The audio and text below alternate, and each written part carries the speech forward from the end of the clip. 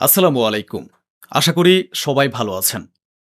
আমি আপনাদের খবর দিয়েছিলাম যে ব্রিটেন যুদ্ধে ঝাঁপিয়ে পড়তে চলেছে। আর সেই খবর নিশ্চিত হওয়া শুরু করেছে। সত্যি ঝাঁপিয়ে পড়েছে। প্রথমে আকাশে উড়ন্ত এই বিমানটির দিকে দেখুন। এটি আমেরিকার একটি বোমারু বিমান, যা ব্রিটেন থেকে উড্ডয়ন করেছে। এছাড়া আপনার সামনে এই যে ব্রিটেনের নতুন প্রধানমন্ত্রী, ওনার বক্তব্য একেবারে স্পষ্ট। এটি একদম যাচাইকৃত সত্য খবর। আমাদের সূত্রগুলো সঠিক। ব্রিটেন অনুমতি দিয়ে দিয়েছে যে ব্রিটেন থেকে ইরানে হামলা করার জন্য মার্কিন যুদ্ধবিমান উড্ডয়ন করতে পারবে। তার মানে হলো, যা আমরা বলেছিলাম, যুদ্ধ বাড়তে চলেছে। যুদ্ধ সত্যি বেড়ে গিয়েছে। সম্মানিত সুধীবৃন্দ, ইরানে হামলা চালানোর জন্য এবং ইরানকে কোণঠাসা করার জন্য মরিয়া হয়ে ওঠা আমেরিকা এবং ইসরায়েলের দুজনের বক্তব্যের সাথে মেলবন্ধন নেই। দুটো দুই রকম। নেতানিয়াহু ট্রাম্পকে বলেছেন, ইসরায়েলের পক্ষ থেকে আমেরিকাকে বলা হয়েছে যে ইরান তাদের ইউরেনিয়াম পিকাস পর্বতে লুকিয়ে রেখেছে। এটি ইসরায়েল জানিয়েছে। আর ওইদিকে একই প্রশ্ন সাংবাদিকরা ট্রাম্পকে জিজ্ঞাসা করে বসলেন। এ হলো সেই বক্তব্য। জিজ্ঞেস করা হয়েছিল যে ইরান কি সত্যি তাদের সমৃদ্ধ ইউরেনিয়াম সেই পিকাস পর্বতে স্থানান্তর করেছে। তখন ওই গোলাপি শুকরটা বলল যে আমাদের কাছে এর কোনো রেকর্ড নেই, আমাদের কাছে কোনো প্রমাণ নেই, তবে ইরানের ওই পর্বতে আমরা বড় ধরনের হামলা চালাবো, ইরান কিছুই করতে পারবে না। অর্থাৎ এদের গায়ের জোর ও একগুঁয়েমে দেখুন। বলছে যে কিছু জানে না, অথচ হামলা করবে। ইরানকে নিয়ে তাই তো আমি বলি, যুদ্ধ থামানোই উচিত ছিল না। মাত্র ৪১ দিনেই তো আমেরিকা কান্নাকাটি শুরু করে দিয়েছিল। ইরান ৫০ দিন পূর্ণ করে তারপর থামতে পারত। ৫০তম দিনে হতো এই যে ইসরায়েল পুরোপুরি কেঁদে বসত এবং আমেরিকা নিজেই এসে বলতো যে তাদের যুদ্ধবিরতি দরকার। তবে এখন আমাদের আশা এই যে ইরান যদি একের পর এক আঘাত সহ্য করে থাকে, তবে এবার সামনে এসে সিংহের মতো তার মোকাবিলা ও হামলাও করবে। ওই গোলাপি শুকরটা তো শুধু পরিবেশ বানানোর চেষ্টা করছে, কিন্তু সে সঠিকভাবে পরিস্থিতি গরমও করতে পারছে না। কারণ সে এত বড় এক মিথ্যাবাদী যে সকালে এক কথা বলে তো সন্ধ্যায় আরেক কথা বলে। ট্রাম্প বলেছিলেন যে আমরা ইরানের সামরিক বাহিনীকে দুর্বল করে দিয়েছে। হ্যাঁ, খুব দুর্বল করেছ। তাই তো ইরান একের পর এক প্রতিদিন ধুমধাম হামলা চালিয়ে যাচ্ছে। সব স্যাটেলাইট ইমেজ তো আমি আপনাদেরকে আগেই দেখিয়ে দিয়েছি। হয়তো এই গোলাপি শুকরটাকে স্যাটেলাইট ইমেজ দেখানো হয় না বা আসল রিপোর্ট বলা হয় না। পাছায় এসে পড়ছে ইরানের মিসাইল। হয়তো কেউ তাকে এসব বলছে না। তাই গোলাপি শুকরটা বলছে যে আমরা ইরানকে মিটিয়ে দিয়েছি, দুর্বল করে ফেলেছি, ইরানের উপর আরও হামলা চালাবো। আর ইরান নাকি এতটাই ধ্বংস হয়ে গেছে যে আমরা যদি এখান থেকে চলেও যাই বা পিছু হটেও আসি, তাহলেও ইরান আগের জায়গায় পৌঁছাতে ২৫ বছর লেগে যাবে। ট্রাম্প বলেছে যে ওরা নাকি নিজেদের লোককেই মেরে ফেলে। হ্যাঁ, একদম ঠিক কথা ভাই। ওরা নিজেদের লোককে মারে। হ্যাঁ, ওরা নিজেদের লোককে মারে। আর তুই পুরো দুনিয়ার মানুষকে মারিস। তুই আইএস সংগঠন বানিয়ে পুরো দুনিয়ায় নিজের জঙ্গি হামলা করাস, পুরো দুনিয়ার উপর ট্যারিফ বসাস, বন্ধুর পিঠে ছুরি মারিস। গোলাপি শুকরটা বলেছে যে ইরানের লোক নিজেদের মানুষকে মারে, ওরা খুব খারাপ। আর ইরান যদি আবার নিউক্লিয়ার প্রোগ্রাম তৈরি করার চেষ্টা করে, তবে আমরা আবার কড়া হামলা চালাবো। আসুন এবার আপনাদেরকে দেখাই ইরানিদের শক্তি, ইমানের উপরে থাকার শক্তি। আমার বন্ধুরা, এটি আমেরিকার ইন্টেলিজেন্সের রিপোর্ট। শেয়ার করে দেবেন। রিপোর্টটি আপনাদের স্ক্রিনে দিচ্ছি। কোনো গোমূত্র সেবনকারী যদি সন্দেহ থাকে, তবে স্ক্রিনশট নিয়ে পড়ে নেবেন, যদি পড়ালেখা জানা থাকে। রিপোর্টটি ইন্টেলিজেন্সের, কোনো জাতা রিপোর্ট নয়। আমেরিকার ইন্টেলিজেন্স রিপোর্টে বলা হয়েছে যে আমরা ইরানের উপর যত বড় হামলাই চালাই না কেন, যত কড়া আক্রমণই করি না কেন, ইরান তার অবস্থান থেকে পিছিয়ে যাবে না, ইরান তার দাবি থেকে সরবে না, ইরান আমাদের সামনে মাথা নত করবে না। এ কথা কি বলছে? আমেরিকার সবচেয়ে বড় পত্রিকা ইন্টেলিজেন্স রিপোর্ট ছাপিয়ে দিয়েছে। দ্য ওয়াশিংটন পোস্টের রিপোর্ট আপনাদের স্ক্রিনে রয়েছে। শত্রু নিজে বলছে যে ইরানকে আমরা মারতে মারতে মেরেই ফেলি না কেন, ইরান মাথা নোয়াবে না। এই একই কথাই তো আমরা শুরু থেকেই বলে আসছিলাম। আমেরিকার সিনেটর কি বলছেন পড়ে নিন। আমেরিকার সিনেটর বলেছেন যে ডোনাল্ড ট্রাম্প প্রতিদিন ইরানের সাথে যুদ্ধ বাড়িয়ে আমাদের সৈন্যদের জীবন ঝুঁকিতে ফেলছে। আমেরিকার পার্লামেন্টের সিনেটরের ভেতরে ডোনাল্ড ট্রাম্পের বিরুদ্ধে এবং এ যুদ্ধের বিরুদ্ধে বিল এনে পাশ করানো উচিত, আর আমাদের সৈন্যদের ফিরিয়ে আনা উচিত। শুনে যদি মনটা একদম তাজা না হয়ে যায়, তবে আর কি লাভ ভাই আপনাদের? এই নিন আমেরিকার ইন্টেলিজেন্স রিপোর্ট আপনাদের দেখিয়ে দিলাম। এবার আমেরিকার অফিসিয়াল সরকারের কর্মকর্তাদের বক্তব্য শুনুন। তারা বলছেন যে আমাদের কাছে, অর্থাৎ আমেরিকার কাছে ডিফেন্স সিস্টেমের ঘাটতি রয়েছে, আমাদের কাছে মিসাইলের অভাব রয়েছে, ইন্টারসেপ্টরের অভাব রয়েছে।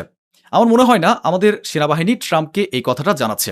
ট্রাম্প মনে করছেন আমরা দীর্ঘস্থায়ী যুদ্ধের জন্য প্রস্তুত, কিন্তু সত্যটা হলো আমরা দীর্ঘস্থায়ী যুদ্ধের জন্য মোটেও তৈরি নয়। ইরানে গত দুদিনে যে ব্রিজগুলো ভেঙে দেওয়া হয়েছে, সেগুলো তো আর দুদিনে তৈরি করা সম্ভব নয়। তাই মেঠো রাস্তাগুলোকে সমান করার জন্য ইরানের মানুষ দেশি টেকনিক বা জোড়াতালির উপায়ে ব্যবহার করছে। এই দেখুন, ইরানের স্থানীয় গ্রামের মানুষের পেছনে টায়ারের মতো কিছু একটা বেঁধে কাঁচা রাস্তাগুলোকে সমান করছে, সোজা করছে এবং সমতল করছে, যাতে ব্রিজ দিয়ে না হলেও এই কাঁচা রাস্তা দিয়েই তারা যাতায়াত করতে পারে। সম্মানিত সুধীবৃন্দ, ইসরায়েলের তো ভয়েই প্যান্ট ঢিলে হয়ে গেছে। হ্যাঁ, আপনারা বেশ খুশি হবেন। ৩টি এমন খবর আপনাদেরকে দিচ্ছি। ২টিতে অলরেডি দিয়েই দিলাম। এবার ৩ নম্বরটি শুনলে আপনাদের মন একদম তাজা হয়ে যাবে। ইসরায়েলের অর্থমন্ত্রী বলেছেন যে আমরা ইরানের এই যুদ্ধে জড়াবো না। ভয়ে ফেটে গেছে তো, তাই না? আমরা ইরানের যুদ্ধে ঝাঁপ দেব না। এই যে আমেরিকা আর ইরান মারামারি করছে, ওরা লড়তে থাকুক। আমাদের পরিস্থিতি খুব চমৎকার। আর আমাদের জন্য এটাই সবচেয়ে ভালো যে ওরা দুজন মারামারি করে মরুক। তাহলে আমেরিকার এবার ভেবে দেখা উচিত, তারা এমন এক যুদ্ধে লাফিয়েছে যেখানে নামানো লোকটাই এখন বলছে আমরা তো এই পানিতে আর নামবো না, তোমরা দুজন মারামারি করে মরো ভাই। ইরানের প্রেসিডেন্ট পেজেশকিয়ান বলেছেন যে প্রতিদিন আমাদের নেতৃত্ব বা হাইকমান্ডের সাথে যোগাযোগ বাড়ছে। অর্থাৎ আমরা এখন ধীরে ধীরে মোস্তফা খামেনির সাথে বেশি কথা বলছি। ফলে তাদের সাথে সমন্বয় করে আমরা আমাদের দেশের পরিস্থিতি দিনে দিনে আরও উন্নত করতে পারছি। আমার বন্ধুরা, কুয়েতের খবরটা শুনে নিন। ইরাক যখন কুয়েতে হামলা চালিয়েছিল, সে ১৯৯০ সালের পর থেকে কুয়েত আজকের দিনে সবচেয়ে বেশি হামলার মুখে পড়েছে। আরে কুয়েত কাকে নিজের সাহায্যকারী বানিয়েছিল? আল্লাহ তাআলাকে বানায়নি। তারা তো আমেরিকাকেই নিজেদের রক্ষাকর্তা মনে করেছিল। আর আমেরিকা কতটুকু রক্ষা করতে পারছে তা তো পুরো দুনিয়া দেখতেই পাচ্ছে। সাহায্যকারী তো একজনই হতে পারেন, তিনি হলেন আল্লাহ। সাহায্য কেবল আল্লাহর কাছে চাওয়া উচিত। কিন্তু এই আরবরা সাহায্য চেয়েছে আমেরিকার কাছে। এখন ভুক্তভোগী হও। আমেরিকা তো নিজেকে বাঁচাতে পারছে না, নিজের বন্ধুদের কিভাবে বাঁচাবে? আরবদের কি রক্ষা করবে? তোরা আবার গেছিস তার কাছে সাহায্য চাইতে? ইরান তো আগেই বলেছিল এখনো সময় আছে, বুঝতে শেখো। পেছন থেকে আমেরিকা ও ইসরায়েলের মধ্যে অফিসিয়াল লেভেলের কিছুটা টানাটানি চলছে। ইসরায়েল বলছে মার্কিন ভাইস প্রেসিডেন্ট জেডি ভ্যান্স নাকি ডোনাল্ড ট্রাম্পকে নেতানিয়াহুর সাথে দেখা করতে বাধা দিচ্ছেন, যাতে ট্রাম্প নেতানিয়াহুর সাথে দেখা না করেন। এবার এই খবর যখন ছড়িয়ে পড়ল, তখন মার্কিন প্রেসিডেন্টের দপ্তর ও কর্মকর্তাদের পক্ষ থেকে বলা হলো এটি মিথ্যা, এমন কিছুই নয়। যদিও ভেতরের খবর এটাই যে জেডি ভ্যান্স ও ট্রাম্প কোথাও না কোথাও বুঝতে পারছেন যে আজ তারা যে ঝামেলা ও নিজেদের সম্মান বাঁচানোর লড়াইয়ে ফেঁসেছেন তা কেবল এই নেতানিয়াহুর কারণে। সম্মানিত সুধীবৃন্দ, একদম পরিষ্কার দৃশ্যটা আপনাদেরকে দেখাবো। ইরানের স্বরাষ্ট্রমন্ত্রী পাকিস্তানের প্রধানমন্ত্রী শাহবাজ শরীফ ও তার পুরো টিমের সাথে সাক্ষাৎ করেছেন। খবর এটি যা আমি আপনাদেরকে জানিয়েছিলাম। ইরানের স্বরাষ্ট্রমন্ত্রী ইরানের কর্মকর্তা ও সুপ্রিম লিডারের বার্তা নিয়ে পাকিস্তানে পৌঁছেছেন। ইরান ঘোষণা করে দিয়েছে যে আমাদের সেনাবাহিনী সীমান্তে যুদ্ধ করার জন্য পুরোপুরি তৈরি ও প্রস্তুত। ইরান আমেরিকার আরও একটি ড্রোন ধ্বংস করেছে এবং তার ছবিও প্রকাশ করেছে। ইরান দাবি করেছে যে এ পর্যন্ত আমেরিকার ৭৫০ জন সৈন্য আহত হয়েছে এবং এদের মধ্যেই অনেক সৈন্য নিহতও হয়েছে। আমেরিকার অর্থমন্ত্রী জানিয়েছেন যে চীন আগে ইরান থেকে যত তেল কিনত, এখন তার সেই তেল কেনা অর্ধেকে নামিয়ে এনেছে। ইনশাল্লাহ আপনাদের দোয়া থাকলে পিঠে ছুরি মারা, গাজায় গণহত্যা চালানো আর পুরো দুনিয়ায় দাদাগিরি ফলানো এই দেশটি গরিব হয়ে যাবে। একেবারে ফকিন্নির মতো অবস্থা হবে। এ আমেরিকা রাস্তায় এসে দাঁড়াবে। পেন্টাগনের রিপোর্টটা এই যে দেখুন। পেন্টাগন তাদের কংগ্রেসের কাছে আরও টাকা চেয়েছে যে ইরানের সাথে যুদ্ধের জন্য আমাদের টাকা কম পড়ছে, আমাদের এখন আরও টাকা দরকার। এখন ভারতের অন্ধভক্তদের সাথে এই ইহুদিদের কোনো পার্থক্য নেই।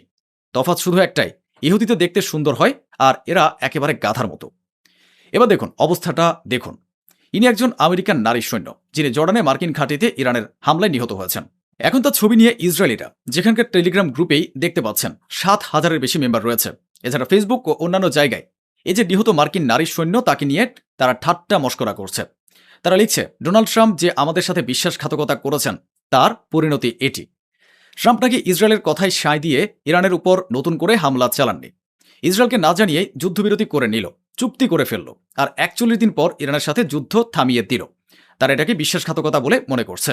ভাবুন তো যে আমেরিকা পুরো জীবন ইসরায়েলের পাশে থেকে সাহায্য করে গেল আর মাত্র ২ মিনিটেই এরা নাকি বিশ্বাসঘাতক হয়ে গেল।